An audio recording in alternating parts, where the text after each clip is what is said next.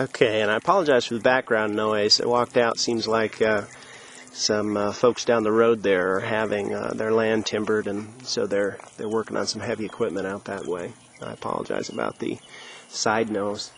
I also took the time to turn on the drip irrigation for this little orchard here. What you see here is this is again the spaghetti line. Yeah, that's a dog. And this is the spaghetti line that comes from your leader hose, the leader line, or spaghetti hose, however you call it. But this is putting your water right where you want it. It's a little bit more efficient than sprinkler heads and things like that. But this seems to work really well. As far as fertilizer for some of these trees, what we've done at different times of the year is we'll go through approximately once a year, and we'll actually spread about a whole, well, 3/4 to a whole, and those are chickens, 3/4 to a whole bag of cow manure around the base of each tree, just to help put a little bit more back into the soil and such as well too. But we're not afraid to use chemical fertilizers, and normally we use 10-10-10 in the spring, and usually about this time again we'll hit them. And again, sometimes you'll see some problems with your fruit trees. It's gonna typically manifest itself first off in things like this, where you're starting to see discolorations and problems with your leaves. We'll cover some good reference books and such towards the end of the video to show you. It's always good to have a good reference manual handy to where you can possibly compare some of these things. Now, sometimes stuff like this may be just deficiencies in the soil, things like that, or it might be a little bit more of a serious problem. So again, it's good to always have something to reference, and lacking that, be willing to take a couple of these off and take them into your local extension service and things like that, and they'll test them for you. When I had the problem last year with plum cucurio, there was nothing in the books about it. There was nothing that I could find as far as actually taking up the fruit and saying, okay, well, let's see, what does this look like, and things like that. It actually gave me about 5 or 6 different ideas, none of which were correct. So I did sulfur sprays, I did things like that, but not a bit of it really helped. So again, be willing to use your county extension service as well. If you're really paranoid, you don't have to give them a real name, just give them something to contact you with and things like that. But our fellow was very helpful. We used one about 50 miles away, which was our closest one, and he was very helpful and got us squared away.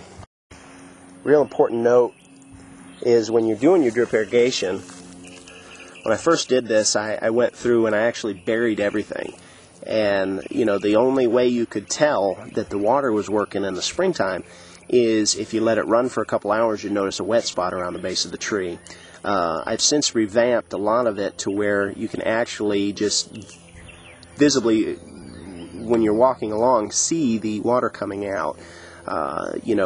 Especially in different areas of the country with the hard freezes and things like that, you want to be able to check your stuff in the spring, because what will happen is you will have losses with this stuff. Animals will bury around it, dig around it and such, and mess up some of your lines. Dogs, get playing with stuff at times like that, from time to time. So if you can just, turn your system on and walk by, do your quick inspections, look over the tree, look over the fact, okay, it's got water coming out, on the spaghetti hose and such. It's a good quick way to do it. Here's a nice little cluster of apples. Excuse me. What you'll have to do from time to time is when you get a really productive tree, is you'll actually come in and you'll thin these a little bit. We try to let it happen naturally for the most part. What'll happen is this tree will shed 1 or 2 of those by the time all is said and done, and you'll find them on the ground. And we just, during the middle months of the year, June, things like that, we'll normally just take a wheelbarrow through the orchards once a week or so, and we'll just pick up the drop-ins. We'll throw them in, and we'll feed them to the rabbits or to the chickens and things like that. So we try to recycle, But this is an older tree. This was put in, I'd say probably 2001 or so. It's 2008 right now. And it was purchased as a fairly big tree. It was probably a 3 or 4 year old tree in the pot when we purchased it. So you can see it's, I'd say it's pushing 16 to 18 feet. Now here's a problem you'll face as well too. I'm trying not to get the sun right into this, but again, I don't claim to be a cameraman, so bear with me. Is how do you get the fruit up there off? A couple of options. It can, of course, an extension a step ladder. The other thing you can do too is when they get closer to being dead ripe, you can actually knock them off with a stick. And again, this is something you'll just have to kind of play around with. And there's all kinds of neat contraptions on the market to help you harvest them as well from the real high up spots. A lot of folks have asked me over the years, well, how many trees or what variety and such would you recommend for folks, for their families, and things like that. If you go with just 1 or 2 fruit trees, guys, you're going to have poor results. I'm a big believer in the fact that, like the Russians used to say, there is a certain quality about quantity. Our family has just 3 people in them, but we have, like I said, approximately 100 fruit trees. Here's a little fig. The wife likes figs. So we have a few figs in the orchards as well. You'll notice here at the base of the tree, there's some white paint. Typically we do this with the younger trees the first year or so. Wild rabbits love bark of new trees, especially in the wintertime.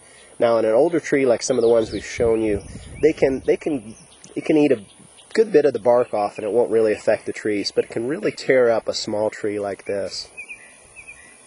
So if you paint it white there at the base, for whatever reasons the bunnies don't seem to like that.